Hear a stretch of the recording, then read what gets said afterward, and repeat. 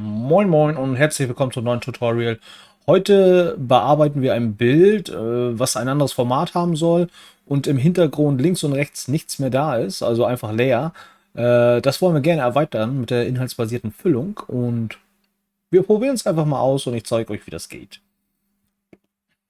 So, hier haben wir schon unsere Tänzerin vielleicht, ja, eine Tänzerin, die hat Ballettschuhe an. Die wollen wir jetzt ein bisschen hier freistellen. Da machen wir hier dieses Freistellungswerkzeug. Hallo? Genau. Und wollen jetzt zum Beispiel das Bild als Quadrat haben, 1:1.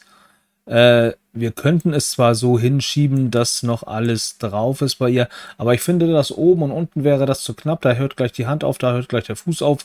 Deswegen, wir wollen noch ein bisschen was vom Dach haben. Und wir wollen auch noch ein bisschen was vom Boden haben, damit nicht gleich der Fuß anfängt. So, drücken Enter und haben dann unser Bild. Jetzt haben wir natürlich das Problem, links und rechts sieht es doof aus. Hier fehlt uns was. Da wir auch schon auf der Hintergrundebene sind, benutzen wir hier das Auswahlwerkzeug, das Rechteck, und markieren den Bereich, wo jetzt nichts ist, aber mit einem Stück noch von dem Bild. So, ungefähr. Dann gehen wir auf Bearbeiten und inhaltsbasierte Füllung. Hier natürlich auf automatisch gestellt. Und schon sehen wir, dass er hier diesen Bereich erweitert. Genau. Ich klicke einfach jetzt mal OK. Ich weiß jetzt nicht, ob das unbedingt so okay mit diesem Streifen da ist. Ich mache das mal kurz aus. Ja, aber er hat die Steine hier gemacht, die Pfütze und so. Man kann es natürlich noch ein bisschen verbessern. Die rechte Seite genauso, da müsst ihr wieder auf den Ebenen auf den Hintergrund gehen. Und wieder ein Stück vom Bild bis zum Rand, wo nichts ist, machen. Genau das gleiche wie vor, inhaltsbasierte Füllung. Er macht das hier auf automatisch. Lassen wir jetzt mal so. Ihr könnt natürlich noch Teile hier rausnehmen. Ihr seht das, hier ist das Minus. Zum Beispiel macht ihr hier was weg. Wenn ihr noch was zu haben wollt, drückt ihr die Alt-Taste, dann kommt da in der Mitte das Plus.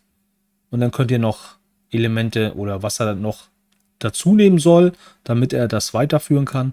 Macht ihr noch was hin, zum Beispiel hier zum Beispiel. So. Wir können ja hier hinten ein bisschen das Unscharfe mitmachen, weil ich sehe hier an der Ecke ein bisschen, da ist unscharf und hier ist noch wieder ein bisschen scharf. Das ist, weil er irgendwo sich das rauszieht. Muss man aber ausprobieren.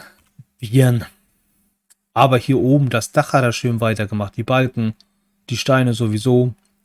Hier die Ecke könnte ein bisschen besser sein. Muss man aber rumtesten. Aber so habt ihr jetzt euer 1:1 Format. Ihr habt oben Luft, unten Luft und links und rechts führt es selber weiter. Und damit war es das schon. Das war ein kurzes, schnelles Video. Ich hoffe, es hat euch gefallen und ich würde mich über ein Like freuen, ein Abo auch gerne und dann sehen wir uns beim nächsten Mal. Ciao, ciao.